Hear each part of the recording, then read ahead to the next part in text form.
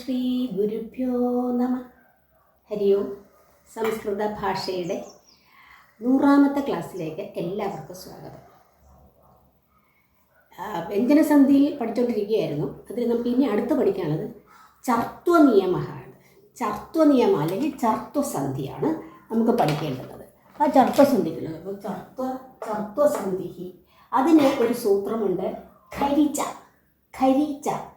എന്ന് പറഞ്ഞാൽ എന്താ? ചല്ല് പരമായി. ചല്ല് നിങ്ങൾക്ക് എന്താണെന്ന് അറിയാം. ചപൻ കടദേശ ചിലപ്പോൾ എല്ലാ വർഗാക്ഷരങ്ങളും വരുന്നതാണ് ചല്ല്.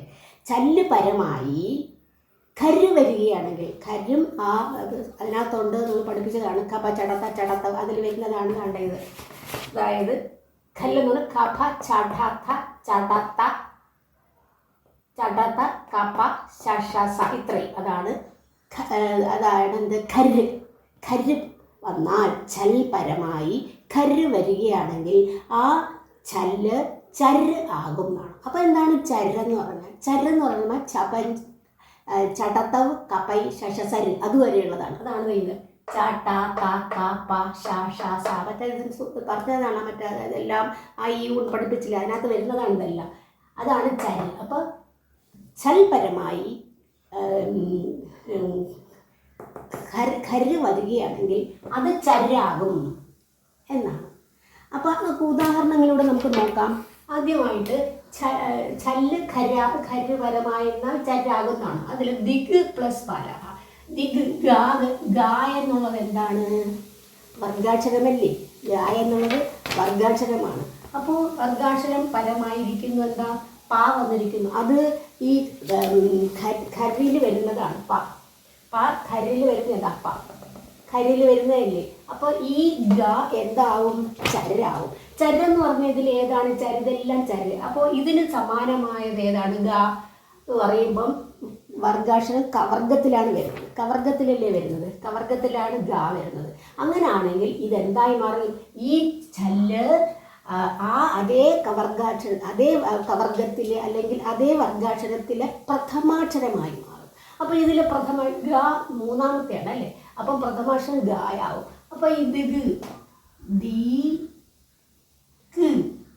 ആയി മാറും. പ്ലസ് പാലഹ ചേർത്ത് പറയുമ്പോൾ എന്താവും? ദിക്പാലഹ എന്നാവും. അപ്പോൾ ഇങ്ങനെ ഓർത്താൽ മതി. ചല്ല് പരമായി ഖര് വരുന്നാൽ ഈ ചല്ല് എന്താകും? പ്രഥമാക്ഷരമാവും. വർഗാക്ഷരത്തിൻ്റെ പ്രഥമാക്ഷരമായി മാറും. അതിൻ്റെ പ്രഥമാക്ഷരം. ഇപ്പം ഗായുടെ പ്രഥമാക്ഷരം എന്ന് പറഞ്ഞാൽ കായാണ്. ഇനി അടുത്ത നോക്കിക്കോളൂ. അതും അതുപോലെ സമ്യഗ് പ്ലസ് ചലതി അങ്ങനെ വരും. സമ്യഗ് കായായി സമ്യക് ചലതി. അടുത്തത് വാഗ് പ്ലസ് സ്വരം. അതും അതുപോലെ അപ്പോൾ അങ്ങനെ ആവും വാക് സ്വരഃ.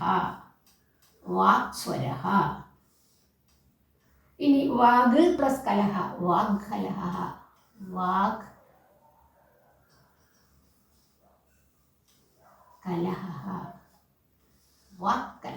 ആയി. വാക് ഗ കായായി മാറി. ഇതാണ്. ഇനി നോക്കിക്കോളൂ. ലഭ് പ്ലസ് യതെ. ലഭ് ഭായാണ്. ഭ എന്ന് പറയുമ്പോഴത്തേക്ക് വർഗാക്ഷരത്തിൽ വരുന്നതാണ് അല്ലേ? അപ്പം ചല്ലാണത്. അപ്പം ചല്ല് പരമായിട്ട് ഖര് വന്നു നോക്കുള്ളൂ. സ്യാ. അപ്പം സാ ഉണ്ടല്ലോ. ഖരെന്ന് പറയുമ്പോൾ ഖബ ചടത്ത അതിൽ സാ വന്നു. അപ്പോൾ സാ വന്നു. അപ്പോൾ എന്തായി മാറും? ചരായി. ചരെന്ന് പറഞ്ഞാൽ വർഗാക്ഷരത്തിലെ പ്രഥമാക്ഷരമായി മാറുന്നതാണ്. അപ്പോൾ ഇതെങ്ങനെ? ലഭ് പ്ലസ് യതേ. അപ്പോൾ വർഗാക്ഷരത്തിലെ ലഭ ഏതിൽ വരുന്നതാണ്? പ ഫ ബ ഫ ഫ.